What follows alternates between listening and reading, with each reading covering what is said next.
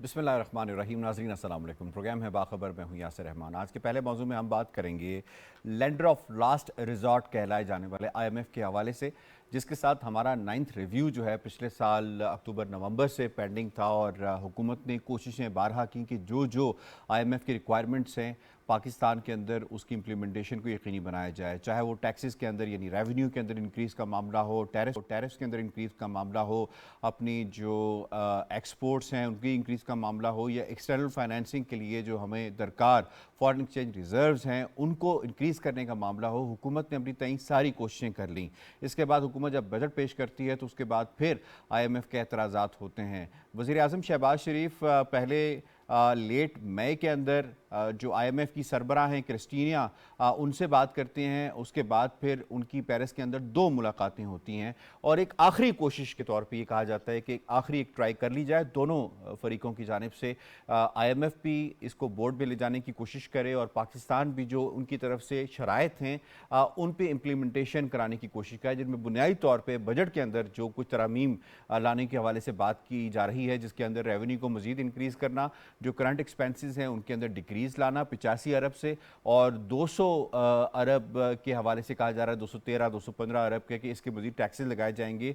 और इसके साथ साथ जो बेसअप है जिसे बेनिफिट इनकम सपोर्ट प्रोग्राम कहते हैं, उसकी जो अमाउंट है उसको इंक्रीज़ करना इसके अंदर शामिल हैं। आज वज़ीर ख़जाना ने फ्लोर ऑफ द हाउस ये बात की है कि ये तरमीम भी लाई जा रही हैं और इन तरमीम का जो डायरेक्ट इम्पैक्ट है वो ना तो आम आदमी के ऊपर पड़ेगा बल्कि गवर्नमेंट करेगी कि कोशिश के अपने जो करंट एक्सपेंसेस हैं उनके अंदर डिक्रीज़ किया जाए और मज़ीद जो चीज़ें हैं उनको इम्प्रूव किया जा सके।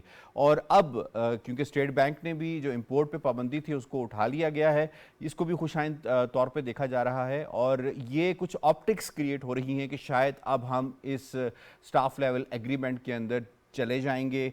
9th जो रिव्यू है वो हमारा कंप्लीट हो जाएगा और पाकिस्तान को जो दरकार अमाउंट है वो मिल जाएंगी और उसके साथ जो रुकी हुई अमाउंट्स हैं मुख्तलिफ फाइनेंशियल इंस्टीट्यूशन से वो भी मिल जाएंगी। इसमें किस हद तक हकीकत है और 30 जून तक अगर ये नहीं होता तो फिर क्या क्या चैलेंजेस हो सकते हैं, अपने पैनलिस्ट से इस हवाले से बात करेंगे। तारुफ करवा देते हैं सबसे पहले जी, मुर्तज़ा सोलंकी साहब ने हमें स्काइप के जरिए ज्वाइन किया है।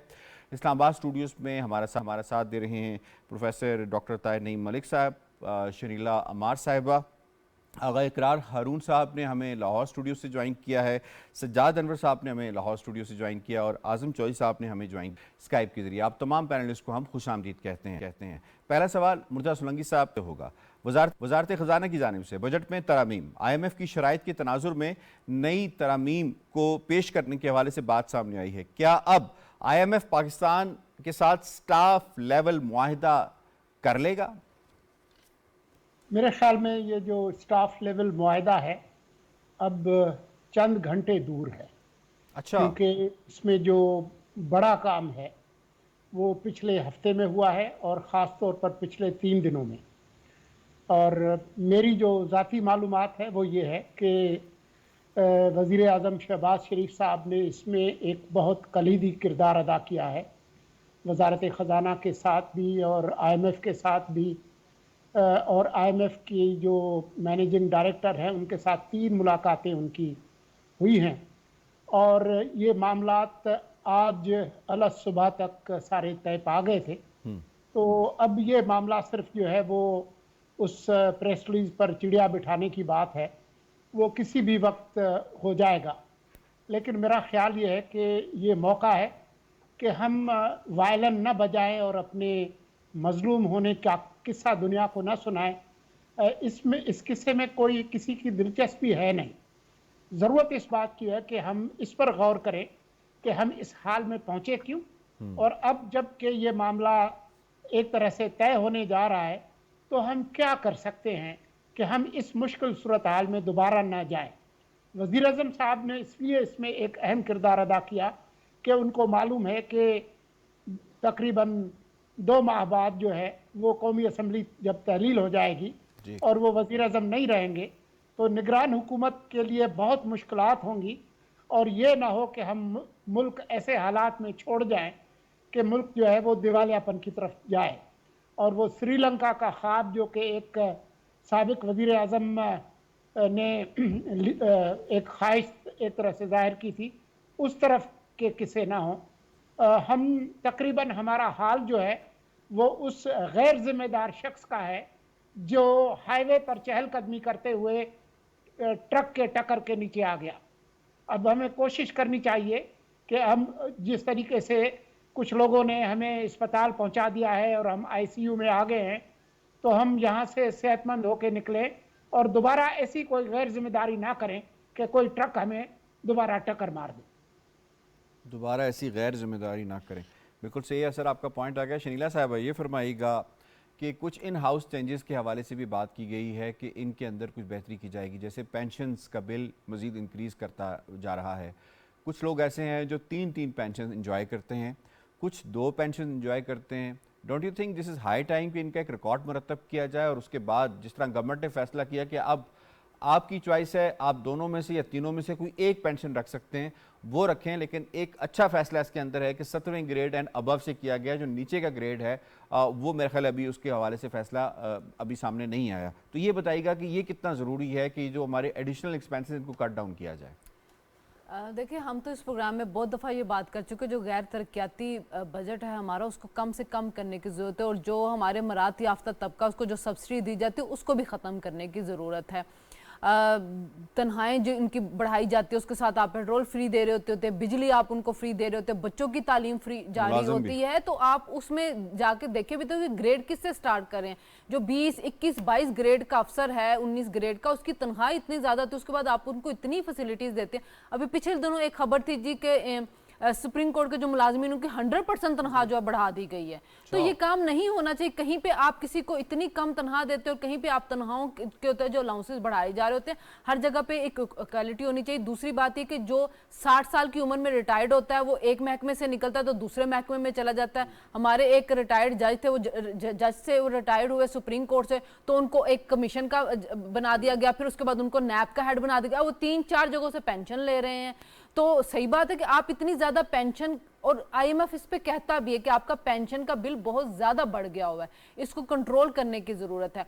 तो वो भी, इससे भी अशराफिया ही फायदा उठा रहे होते हैं। जो 17 से नीचे वाले, मुझे बताएं उनमें से कितनों को दूसरी जगह पे जाके मुलाजमत मिलती है, बल्कि बहुत से जो मुलाजमीन जैसे पीटीसीएल के जो मुलाजमीन है उनकी तो पेंशन ही रुकी हुई है। वो बेचारे भी दुआइयां दे रहे कि हमारी पेंशन 3-4 साल हो चुके, हमारी पेंशन हमें नहीं मिली, हमें पेंशन दी जाए। तो ये सिर्फ मराज याफ्ता जो तबका है ना वो इससे फायदा उठा रहा था। बहुत अच्छी बात है कि अगर आप उनकी पेंशन रोक रहे हैं, एक महकमे से उनको मिल रही है। दूसरी चीज जो मैं कहना, जो मुझे ये था कि जो आपने इंपोर्ट खोल दिया हर तरह की, उसमें भी थोड़ा सा मेरे ख्याल में नजरसानी करने की जरूरत है। जो हमारे लग्जरीज आइटम्स हैं उनकी इंपोर्ट पे अगर अभी भी पाबंदी रहती तो ज्यादा बेहतर रहता, क्योंकि उससे इंपोर्ट बिल हमारा बहुत ज्यादा बढ़ जाता है। और जो लग्जरी आइटम्स है वो हमारे आम आवाम की जरूरत नहीं है, वो भी एक मरात याफ्ता तबके की जरूरत होती है। और वो तबका हर, क्या करें फिर, रेवेन्यू तो बढ़ाना है ना, अब इसके अलावा तो बढ़ा नहीं सकेंगे। आपके पास रेवेन्यू बढ़ाने के और बहुत से तरीके हैं। एक तो आप निजकारी की तरफ नहीं जा रहे हैं, जो आपको हम कितनी दफा कितने अदारों को पॉइंट आउट करते हैं कि उनके जाएं। फिर जो आपका रिटेलर्स है उनके ऊपर आप टैक्स नहीं लगाते, जो आपके प्रॉपर्टी वाले उनके ऊपर नहीं लगाते। आईएमएफ की भी तान जो है ना वो सैलरी क्लास के ऊपर आकर टूटती है, और इस दफा भी उनकी डिमांड थी कि इनके ऊपर ज्यादा टैक्स लगाएं, जो आज भी सालदार साहब कहते हैं। सुपर टैक्स लगाया जा रहा है, अब सुपर टैक्स आप लगा रहे हैं सनतों के ऊपर जो 50-60 करोड़ रुपया कमा रहे हैं, लेकिन जो आपकी सैलरी क्लास 2-3 लाख रुपया ले रही है वो कहते हैं इनके ऊपर फिर टैक्स बढ़ा दें। यानी उतनी आपने तनख्वाह नहीं बढ़ाई जितने उनके ऊपर टैक्स लगा दिए जा रहे थे। तो जो मराज याफ्ता तबका, उनकी जितनी सब्सिडी आप कम कर सकते करनी चाहिए। अब पिछले दिन सेनेट के चेयरमैन ने जो कर दिया था कि 12 मुलाजमीन मिलेंगे, 6 गार्ड मिलेंगे, 2.5 लाख रुपए उनको ऑलरेडी एंजॉय कर रहे हैं। हमने तो सिर्फ इसको मजीद बढ़ाने के लिए 1 लाख रुपए में मुझे इस्लामाबाद में घर कहाँ कैसे मिलेगा, तो मैं 2.5 लाख के लिए आपसे सोच सकते कि कोई गरीब बंदा सेनेटर बन सकता है कि उसको 2.5 लाख का रेंट का घर चाहिए होगा इस्लामाबाद का। तो आप लोगों को इतना बेवकूफ ना बनाए, इस तबके की मरात रोके ना जो रोकने की जरूरत है। ठीक हो गया जी, मरात रोकें जो रोकने की ज़रूरत है। आज़म चाई साहब आपको इसमें इन्वॉल्व करते हैं सर। ये फरमाइएगा कि 9th रिव्यू हो जाता है, स्टाफ लेवल एग्रीमेंट भी हो जाता है, और हमें 1.2, 2.5 की शायद अमाउंट हमारी अभी रुकी है आईएमएफ के पास, वो हमें रिलीज़ भी हो जाती है। इसके बाद बाकी भी जो फाइनेंशियल इंस्टीट्यूशंस हैं वो हमें और हमारे दोस्त ममालिक हमें पैसे रिलीज़ कर देते हैं। क्या हम इसके ऊपर इत्तफाक कर लें जो अभी हमारे करंट हालात हैं, जिसमें हमें अगले आने वाले 10-11 महीनों के अंदर 22 से 25 अरब डॉलर चाहिए रीपेमेंट्स के लिए, जिनमें डेट रिटायर भी करना और बाकी मामलात भी हैं। तो कितना ज़रूरी है कि अभी से हम जाग जाएं और अपने हालात को ठीक करें, बेशक IMF होता है और या नहीं होता? बिस्मिल्लाहिर्रहमानिर्रहीम। बहुत शुक्रिया यासर। देखिए, जिस तरह स्वगी साहब ने अभी बात की थी, मैं उसी को आगे बढ़ाऊंगा। एक तो मेरा ख्याल है कि IMF स्टाफ लेवल में ऑलमोस्ट चीज़ें जो है ना वो कंप्लीट हो चुकी है और सिर्फ ऐलान करना बाकी है, क्योंकि इसहाक डार साहब की जो तकरीर थी वो अवाम के साथ साथ वो IMF को भी एक उन्होंने मैसेज दिया था कि आपकी तमाम शराइत पूरी कर दी गई है, क्योंकि 213 बिलियन के जो नए टैक्सेस हैं बुनियादी तौर पर ये IMF की डिमांड थी जो पूरी की गई है। जाहिर है इससे मुल्क के ऊपर, कौम के ऊपर एक बहुत बड़ा एक बोझ पड़ेगा। पहले ही हम बड़ा महंगाई में पिसे हुए हैं, लेकिन इसके बावजूद क्योंकि मुल्क की मईशत का मामला है तो इसलिए हमें फौरी तौर पर एक शॉर्ट टर्म रिलीफ की ज़रूरत है, जिसके लिए हम IMF की तरफ जा रहे हैं। और लेकिन ये एक मुश्किल हल नहीं है। जिस तरह हमारे दोस्त मालिक ने भी ये कहा, जिस तरह प्राइम मिनिस्टर साहब ने बात की थी कि आप अपने पाँव पे खड़े हो, हमें अपने पाँव पे खड़े होना है। हमें इन कर्जों से निजात हासिल करनी है, क्योंकि कोई भी मुल्क या घर या कोई भी कारखाना कर्जों के ऊपर नहीं चल सकता। हमें ज़रूरत है कि अपनी इंडस्ट्री को हम स्ट्रेंथन करें, अपनी एग्रीकल्चर को हम स्ट्रेंथन करें, अपनी इकोनॉमी को सेल्फ सफिशिएंट उस बुनियादों पर लेके जाएं। ये IMF का या दीगर दोस्त मालिक वो कितनी देर मजीद हमारी मदद कर सकते हैं? मेरा ख्याल है कि अब वो भी थक चुके हुए हैं हमारी मदद कर करके, और अब उन्होंने कहना शुरू कर दिया कि आप अपने लिए खुद को अरेंजमेंट करें। और ये एक अच्छी बात भी है। हम इस वक्त मुश्किल में हैं, लेकिन हमें इसमें से अपना रास्ता तलाश करने की ज़रूरत है।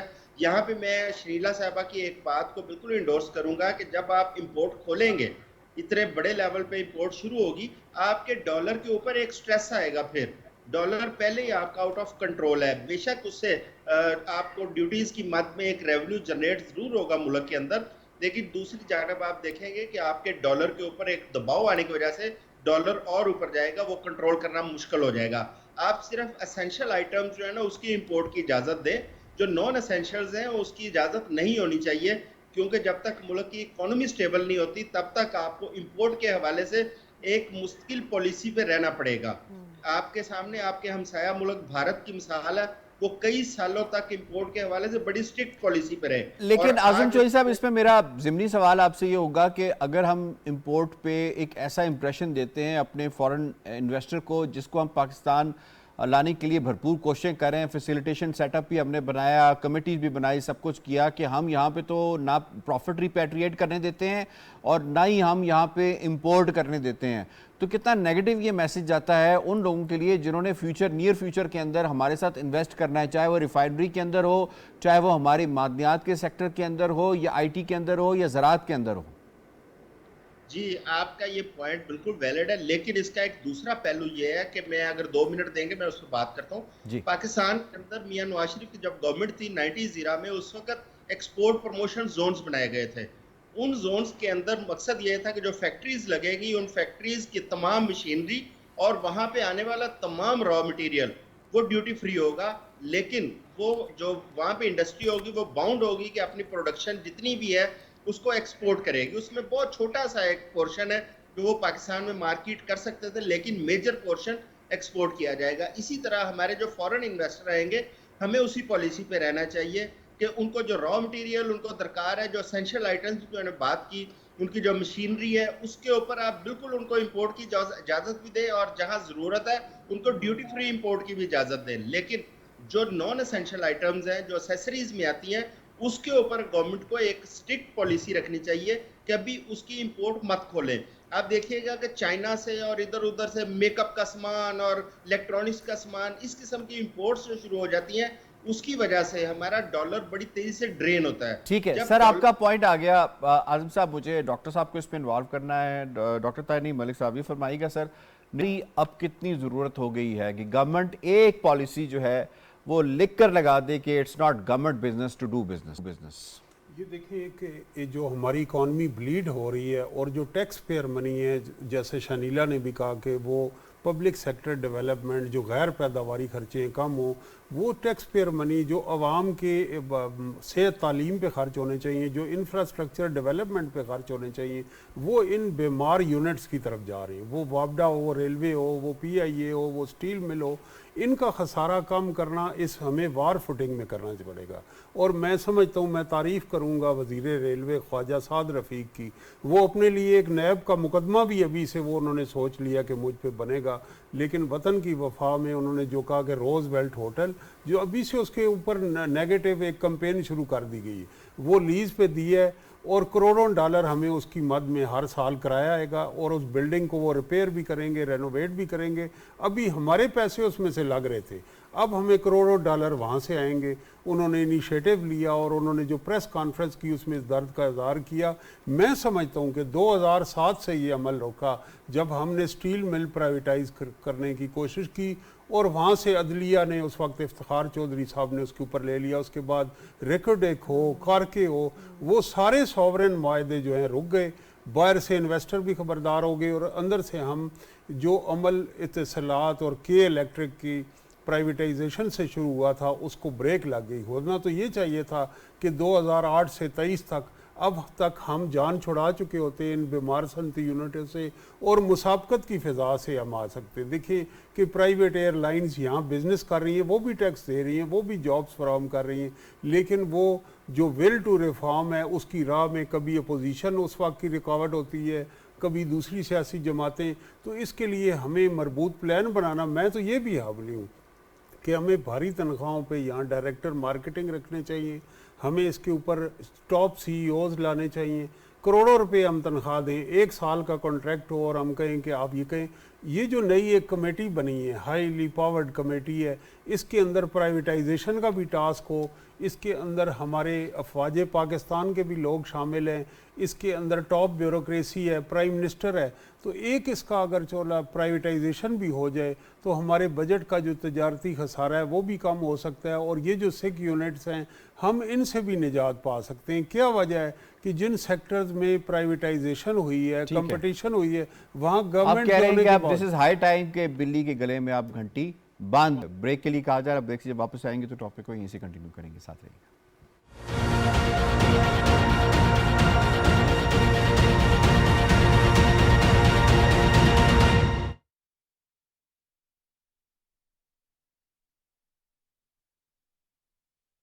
अल्लाहु अकबर, अल्लाहु अकबर, अल्लाहु अकबर,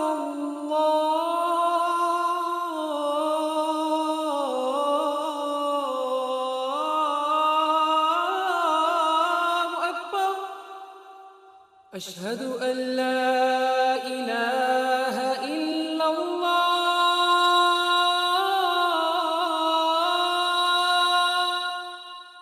अशहदु अल्ला इलाहा इल्लल्लाह, अशहदु अन्ना मुहम्मदुर रसूलुल्लाह,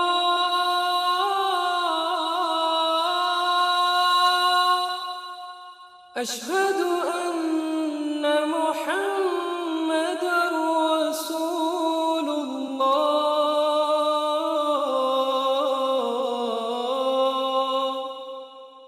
हय्य अलस्सलाह,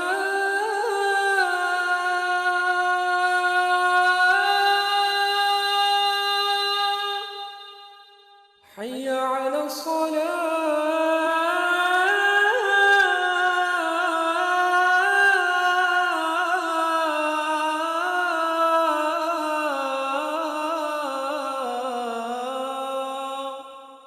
حي على الفلاح،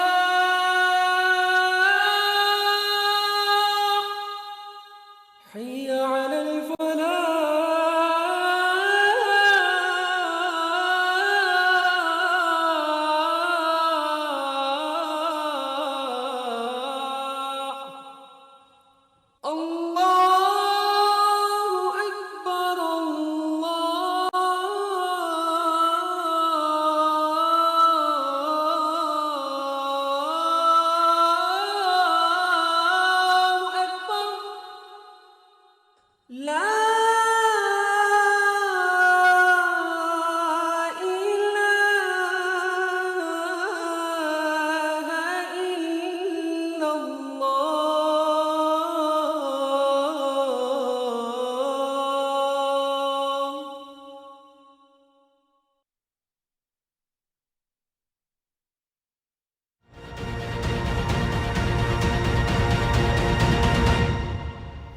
वेलकम बैक जी। आगा साहब, आपको इसमें इन्वॉल्व करेंगे। ये फरमाइएगा कि अब आम आदमी के कुछ होप्स हैं, वो होप्स काफ़ी हाई करके बैठा है। वो कहता है कि अब महंगाई में भी शायद कमी आ जाए, अब जो शरह सूद है उसके अंदर भी कमी आ जाए।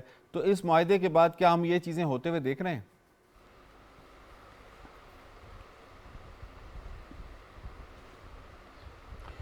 देखिए, वैसे तो जब भी अगर हमने देखा है कि हम जब IMF के मुआहदे में जाते हैं तो कमी तो किसी चीज़ में नहीं आती है। दूसरी बात यह है कि 215 बिलियन के ये जो नए टैक्सेस लगे हैं, ये मनी बिल में तो मौजूद नहीं है, तो हमें नहीं पता ये किस चीज़ों पे लगे हैं।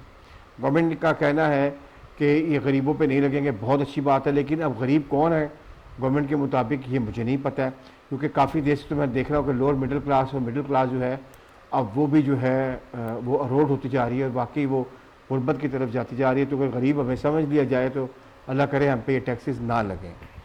एक बड़ी इंपॉर्टेंट बात आज की है फिनांस मिनिस्टर साहब ने अपनी स्पीच करते हुए नेशनल असम्बली में, वो ये है कि हुकूमत पाकिस्तान के तकरीबन 66,000 केसेस अदालतों में पड़े हुए हैं जहाँ से रिकवरीज होनी है। जी, हुकूमत पाकिस्तान के पैसों की रिकवरी के 66,000 केसेस अभी तक पेंडिंग पड़े हुए हैं। अगर वो केसेस का ही हम फैसले करवाना शुरू कर दें, जो कि उन्होंने कहा है आज, तो आप देखें कि ये अरबों रुपए की रिकवरी तो गवर्नमेंट ऑफ पाकिस्तान ने लोगों से करनी है जो केस लेके चले जाते हैं और उसी दिन को स्टे ऑर्डर मिल जाता है और उसके बाद वो भूल जाते हैं। ठीक। तो एक तो मेरा ख्याल है कि मिनिस्टर साहब बहुत सीरियसली इसके ऊपर काम करेंगे। दूसरी बात है, थोड़ी देर पहले आजिम साहब ने बात की जो एग्जैक्ट अमाउंट है वो है 32 खरब 62,000। सिस्टम बना है, एक इनिशिएटिव लिया जा रहा है, जो कॉन्सेप्ट बनाई जा रही है, बस आप यहां से अंदाजा लगा ले, अल्लाह करे यही हमें वापस मिल जाए। 32 खरब बहुत बड़ी रकम होती है। ठीक। तो और सेकेंडली इसके लिए अलग कोर्स बनाए जाएं, क्योंकि ये जो है आराम से आप किसी कोर्ट में जाके ले आते हैं, ऑर्डर ले आते हैं, स्टे ऑर्डर लेते हैं और उसी में सारी गुजारा करते हैं। और इंपॉर्टेंट चीज है, आजम साहब ने भी बात की थी कि जो ख्याल में आपने भी की थी, ये स्पीडी ट्रायल होना चाहिए। अगर आप इजाजत दें तो मैं एक और पॉइंट देना चाहता हूं। जी सर।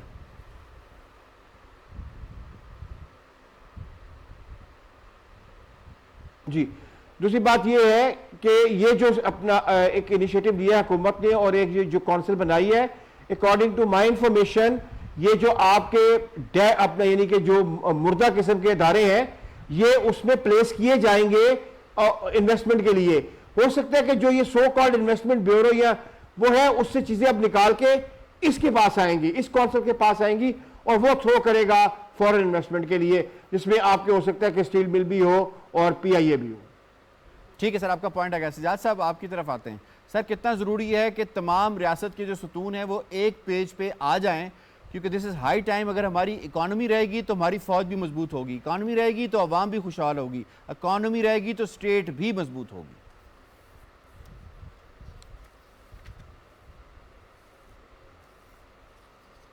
दुरुस्त बात है, ये तो पहले दिन से ही होना चाहिए कि इकॉनमी के ऊपर देखें। दुनिया में तो सारी जंगें भी इकॉनमी पे ही होती हैं। अब जो दुनिया का जो तनाज़ात हैं वो कोई दूसरे नहीं होते, अखलाकी बुनियादों पे नहीं होते, सिर्फ इकॉनमी पे लड़ाइयाँ होती हैं सारी दुनिया में।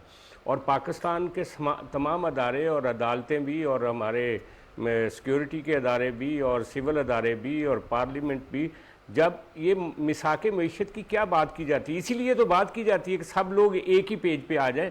लेकिन मैं समझता हूँ कि ये जो बड़ी अच्छी खबर है IMF के साथ ऑन बोर्ड होने की, क्योंकि इसके नतीजे में आपके ये जो दोस्त मुल्क है ना, जिन्होंने सरमायाकारी के वादे किए हुए हैं, चाइना से लेकर मिडिल ईस्ट के मुल्क भी हैं, उनकी भी बुनियादी शर्त ये थी कि आप IMF के साथ एंगेज्ड रहेंगे तो उनको वो आज़ादी से यहाँ पे सरमायाकारी कर सकते हैं।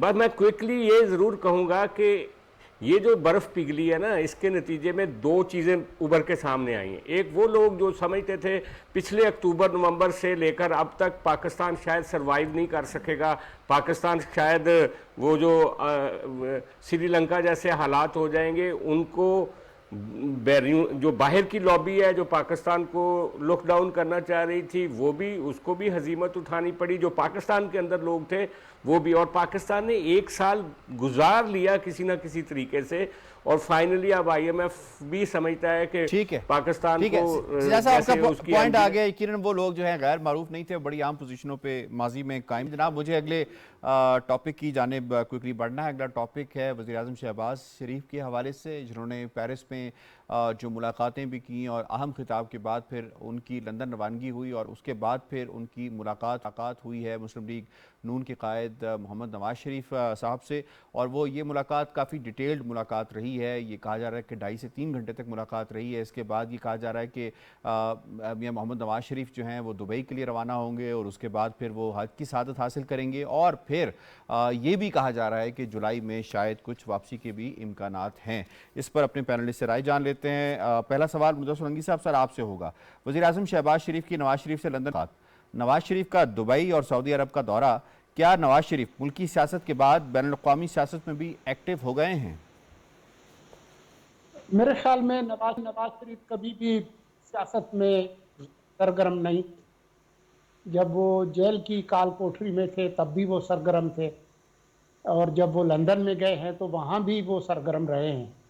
और पिछले 1-1.5 साल में जितने भी अहम तरीन फैसले हुए हैं उसमें उनकी राय शामिल रही है, उनका मशवरा शामिल रहा है। दरहकीकत पाकिस्तान में जब भी किसी सियासतदान और सियासी जमात को अवाम से अलग रखने की कोशिश की गई है तो उसमें कामयाबी नहीं हुई। हाँ, आप अगर सियासतदान नहीं हैं, आप गैर सियासी शख्स हैं और आपने सियासत का चोगा पहना हुआ है, तो फिर मैं उसके बारे में कुछ कह नहीं सकता। लेकिन जो सियासतदान हैं उनको अलग नहीं किया जा सकता। तो मैं समझता हूँ कि आज ही के दिन आप देखें कि एक जाली मुकदमा था मीर शकील रहमान के हवाले से, कोई 20-25 साल पुराना, प्लॉट्स अलॉटमेंट्स का, जिसमें मीर शकील साहब को काफ़ी अरसा जो है वो जेल भी गुजारना पड़ा और बाद में उनको बाइज़्ज़त बरी किया गया। उसी केस में आज नवाज शरीफ साहब को बरी किया गया। तो ये सारे जितने भी जाली मुकदमे साबिक वज़ीर आज़म ने बनवाए थे और उनको लाने वालों ने बनवाए थे, वो एक एक करके पीछे जा रहे हैं। तो मुझे उम्मीद है कि सिर्फ नवाज शरीफ साहब और उनकी साहिबजादी दुबई नहीं जा रहे, बल्कि मेरी इतलात ये है कि साबिक सदर और मौजूदा वज़ीर ख़ारजा वो भी दुबई जाएंगे और अहम जो मामलात हैं, कौमी असम्बली की तहलील, सदारती इंतखाब, निगरान हुकूमत का क़याम, बादज़ इलेक्शन जो सियासी ढांचा है, उसके हवाले से सियासतदान आपस में सलाह मशवरा करते हैं। तो मेरे ख्याल में मैं इसी साल जी ओके जी, अभी आपके पास आएंगे। शिल्ले साहब आपकी तरफ आते हैं, फरमाइएगा कि साबिक वज़ीर-ए-आज़म जो हैं उनकी रवानगी होगी दुबई, कल के बारे में इतलात मौसूल हो रही हैं, उसके बाद फिर वो सऊदी अरब भी जाएंगे। हाँ, ये कहा जा रहा है कि उनके जो रॉयल फैमिलीज़ हैं उनके साथ उनके ज़ाती ताल्लुकात हैं, उसका असर पाकिस्तान के ऊपर, पाकिस्तान की मईशत के ऊपर, पाकिस्तान पे जो आइंदा सरमायाकारी है उसके हवाले से काफ़ी मुस्बत पड़ सकता है। किस हद तक ये खुशाइंद बात होगी कि वो अपना क्लाउड यूज़ करें उन रॉयल फैमिलीज़ के साथ और वो पाकिस्तान वापस आएँ और वापस आके इन्वेस्टमेंट करें? यासिर, वो इस्तेमाल करना शुरू कर चुके हैं जो असर और रसूख उनका है रॉयल फैमिली के ऊपर। देखें, इससे पहले भी आपको याद होगा कि साबिक वज़ीर आज़म नवाज शरीफ साहब उम्रे के लिए गए थे सऊदी अरब, वो साथ उनकी जो बेटी थी मरियम नवाज साहबा वो भी गई थी। तो उस वक्त हमारे पास से इतलात आई थी कि, और हमारी जो वज़ीर इतलात थी उन्होंने ही इसको ट्वीट किया था कि मोहम्मद बिन सलमान के साथ उनकी मुलाकात हुई है जिसमें मरियम नवाज साहबा भी मौजूद थी। और उसके बाद फिर जो IMF था जो उसको एक्सटर्नल फाइनेंसिंग के लिए जो उनको एश्योरेंस चाहिए थी सऊदी अरब से, वो उनको मिल गई थी। फिर उसके बाद UAE की तरफ से भी उनको मिल गई थी। फिर उसके बाद से सऊदी अरब जो था वो एक्टिव हो गया उस ऑयल रिफाइनरी को गवादर में बनाने के लिए। और अभी मुसद्दिक मलिक साहब का बयान आता कि 1-2 महीनों के अंदर तमाम जो चीज़ें हैं वो मामला तय पा जाएंगे। अब UAE के साथ भी मामला हमारे शुरू हो चुके हुए हैं कि जो पोर्ट हम उनको पास कर रहे हैं और वो सरमायाकारी मजीद पाकिस्तान के अंदर करना चाह रहे हैं। $10 बिलियन की है ये रिफाइनरी। देखें, पाकिस्तान के अंदर मियां नवाज शरीफ साहब के कद काट के जो सियासतदान है अब नहीं रहे कोई। वो 3 टाइम के पाकिस्तान के प्राइम मिनिस्टर रहे हैं, पाकिस्तान के एक पॉपुलर लीडर हैं और दुनिया के ममालिक के साथ उनके जो सरबराहान अभी हैं, जो पुराने उनके जाती ताल्लुकात हैं। आप प्रेसिडेंट क्लिंटन की जो है बुक पढ़ के देख लें, उसके अंदर भी सारा कुछ मालूमात जो है वो मिलती है कि किस तरह उन्होंने भी अपना असर और रूसो इस्तेमाल किया था जब पाकिस्तान के अंदर कू हुआ था यहाँ से उनको निकालने के लिए। तो वो जब भी पाकिस्तान के अंदर वो आते हैं, तमाम जो ममालिक जिनके साथ उनके ताल्लुकात है वो पाकिस्तान में सरमायाकारी करना चाहते हैं, वो आते हुए, लेकिन बदकिस्मती से फिर हम जो हाइब्रिड निज़ाम लेके आते हैं और जो काम सारा शुरू होता है उसको जीरो पे पहुंचा देते हैं। तो वो तो एक्टिव बहुत पहले से थे और इस हुकूमत के आने के बाद दोबारा हुए इस हुकूमत को माशी मुश्किलात से निकालने के लिए। तो मेरा ख्याल में कि आइंदा आने वाले दिनों में जो अभी जो एक्टिव हुए हैं उसके असरात हमें नजर आने शुरू हो ठीक है। आजम चौधरी साहब ये फरमाइएगा, एक तो पहले जरा बात कर लेते हैं, जैसे मिसाक मईशत के हवाले से साबिक सदर आसिफ अली जरदारी साहब ने एप्टमा के इजलास से बात करते हुए कही कि मिसाक मईशत करने के लिए हम तैयार हैं। इसी तरीके से साबिक वज़ीर आज़म जो है इन दोस्त ममालिक के साथ ताल्लुकात जो है उस्तवार कर रहे हैं। फ्यूचर की बनने वाली हुकूमतों में यकीनन किसी एक पार्टी के पास ही हुकूमत होगी। वफाक के हवाले से अगर बात कर लें तो डोंट यू थिंक कि अब ये तमाम जो सियासी स्टेक होल्डर्स हैं इस बात पर मुत्तफिक हो गए हैं कि अब हमें मिसाक मईशत भी करना चाहिए और मईशत के मामले के ऊपर इन तमाम ममालिक को भी मिलजुल कर साथ दावत देनी चाहिए कि पाकिस्तान आके इन्वेस्टमेंट करें और ताकि ये तसलसल भी उनका बरकरार रहेगा। और दूसरा पॉइंट ये बताइएगा कि जुलाई के हवाले से उनकी जो खबरें हैं कि वो पाकिस्तान आ रहे हैं, तो आपके पास क्या इतलात मौसूल है इस हवाले से? जी यासर, आपके सवाल के अंदर आपका पूरा जवाब भी है। देखिए कि इस वक्त मिसाक मईशत जो है वो मैं पहले भी अर्ज कर चुका हूँ कि ये जो फैसिलिटेशन काउंसिल एक बनाई गई थी वो सम काइंड ऑफ मिसाक मईशत हम उसको कह सकते हैं, क्योंकि उसमें तमाम स्टेक होल्डर्स शामिल हैं। इसी तरह जो दो बड़ी पार्टियां हैं, पाकिस्तान मुस्लिम लीग नून और पाकिस्तान पीपल्स पार्टी, उनके जो सरबराह दोनों पार्टियों के मियां नवाज शरीफ और आसिफ अली जरदारी, जिस तरह जरदारी साहब ने एप्टमा के साथ गुफ्तगू करते हुए मईशत के हवाले से अपना कंसर्न शो किया, इसी तरह मियां नवाज शरीफ के ये जो दौरे हैं ये दो चीज़ें उसमें बड़ी इंपॉर्टेंट है। जिस तरह मेरे साथियों ने जिस तरह इशारा किया, एक तो मईशत को स्ट्रेंथन करने के लिए उन ममालिक के साथ गुफ्तगू, उसमें ज़ाती तल्लुकात उसको इस्तेमाल करना है। दूसरा, पाकिस्तान में आने वाले इंतखाबात के हवाले से चीज़ों को डिसाइड करना कि इंतखाबात कब, कैसे और किस तरह होंगे, क्योंकि आपने जो सवाल किया है उसी के अंदर जो मैंने कहा जवाब है कि नज़र तो यही आ रहा है कि यही पार्टियां हैं जो आगे इक़्तिदार करती हुई नज़र आ रही हैं। तो जाहिर है मुल्क अगर आज मुश्किल हालात में है, जिसके लिए आज ये सारा कुछ तगोदो की जा रही है, तो कल को यही लोग होंगे जिन्होंने आगे लेके चलना है चीज़ों को।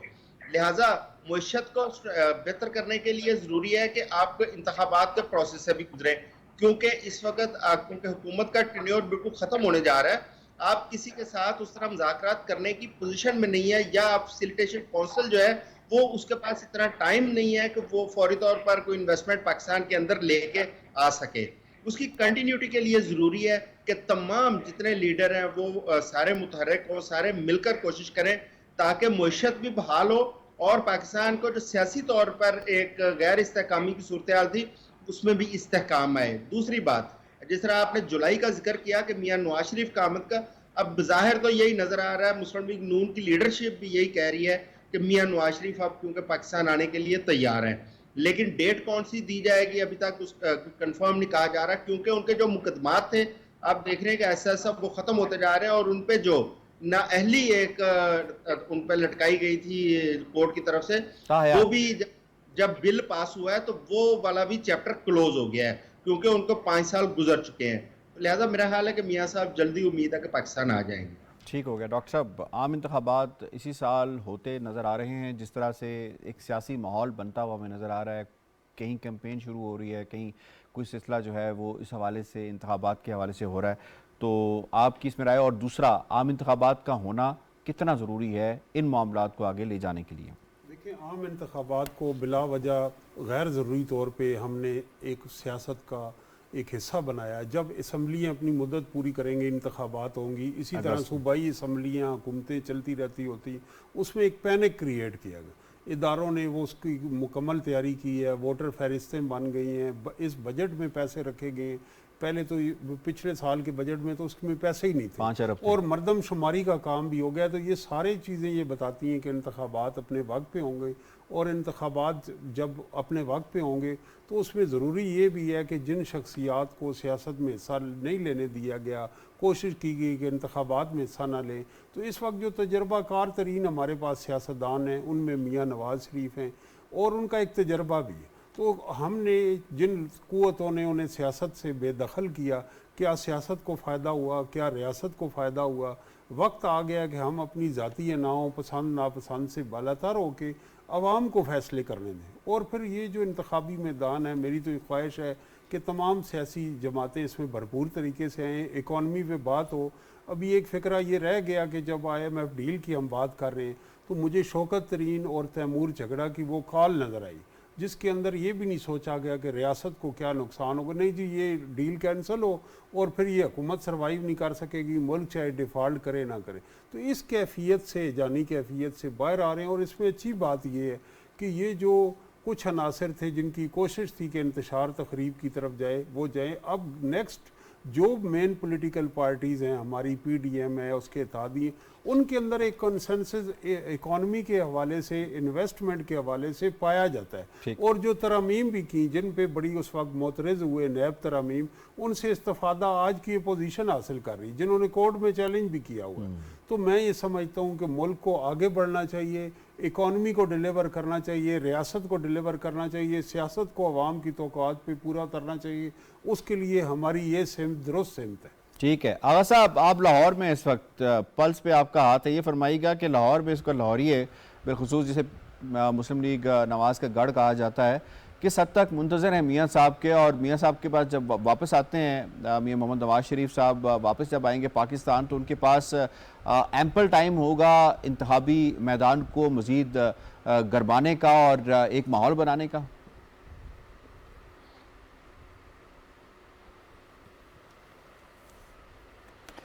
देखिए जी, जो लाहौर में PMLN के हलके हैं, उनको तो एक अजीब सा कह सकते हैं कि उनको एक उनकी फीलिंग है, उनको इन्फॉर्मेशन दी गई है वला अलम बिल सवाब। उनका तो ये ख्याल है कि 14 अगस्त को मियाँ साहब आ रहे हैं और वो 14 अगस्त को जहन में रखते हुए ही आप समझ रहे हैं कि वो प्लानिंग सारी लाहौरिये जो है वो कर रहे हैं अपनी, उनके आप कह सकते हैं। और उनको शायद ये भी अंडरस्टैंडिंग है, ये कहा गया है, ये उनका ख्याल है कि उन्होंने लैंड भी लाहौर में करना है। तो बाकी तो वक्त बताएगा। तो इस हिसाब से लाहौर तो चार्ज होता हुआ मुझे नज़र आ रहा है। और क्योंकि मैं आपको पहले भी कह चुका हूँ, मेरी ये ज़ाती राय है, मैं गलत भी हो सकता हूँ, लेकिन PMLN को सिर्फ एक आदमी चार्ज कर सकता है, सिर्फ एक आदमी, उसका नाम है मियाँ नवाज शरीफ। क्योंकि मैंने मियाँ नवाज शरीफ को इस मुल्क से जाते हुए भी देखा और फिर वापस आते हुए भी देखा, और उस पूरे अरसे के बीच में यानी कि अल्लाह जन्नत नसीब करे, उनकी वाइफ ने बहुत बड़ा किरदार अदा किया, उनकी बेटी ने पार्टी को यानी कि कॉन्टीन्यूटी रखी, हर चीज़ की, भाई ने रखी, सब कुछ। लेकिन लाहौरी सिर्फ एक नारा सुनता या लगाता है, वो है अपना वज़ीर आज़म नवाज शरीफ। उसको क्या कर सकते हैं, उसको आदत पड़ चुकी हुई है, वो सिर्फ नवाज शरीफ का इंतजार कर रहे हैं, वो आए और आके पार्टी के मामला संभालें। और बहुत बड़े जो डिफरेंसेस हैं, ऐसी बात नहीं है कि नहीं है, हमें नहीं कि ये मानना चाहिए, हैं बड़ी जगहों पे, पंजाब में बहुत ज़्यादा है, वो आकर दूर करें। और उनका एक तरीका है, वो कहते हैं कि तू भी ठीक है, तू भी ठीक है, इससे माजत तुम कर लो, तो मैं तुम्हारे से माजत कर दो। लोग उसी वक्त ठंडे होते हैं, बड़े हैं, सब जो फैसला करोगे मंजूर है। मैंने तो 88 से देख इस पार्टी को कवर कर रहा हूँ, मैंने तो इतने इतने बड़े मामला पार्टी के इतने बड़े ग्रुपों को 5 से 7 मिनट में इकट्ठा होता देखा है। ठीक है, आपका पॉइंट आ गया। सजाद साहब, आपको इन्वॉल्व करते हैं, ये फरमाइएगा, जब भी ममालिक किसी दूसरी रियासत के साथ जो है वो एग्रीमेंट कर रहे होते हैं, उसमें शख्सियात का किस हद तक अमल दखल होता है? अगर हम CPAC देख लें, इसके बाद तुर्की के साथ जो ये ख़ास तौर पे जो बड़े प्रोजेक्ट्स, अवामी मफाद के लिए प्रोजेक्ट शुरू किए गए, उनको देख लें, या दूसरे ममालिक के साथ होते हुए मामलात को देख लें, उसमें शख्सियत का कितना किरदार था? और ख़ास तौर पे अगर इफ़ वी टॉक अबाउट मियाँ मोहम्मद नवाज शरीफ के हवाले से, तो जो उनका एक्सपीरियंस है, एक्सपोयर है 3 दफ़ा वज़ीर आज़म रहने का, तो इसका कितना अमल दखल होगा जो आइंदा के मामलात हम देख रहे हैं पाकिस्तान की सियासत में?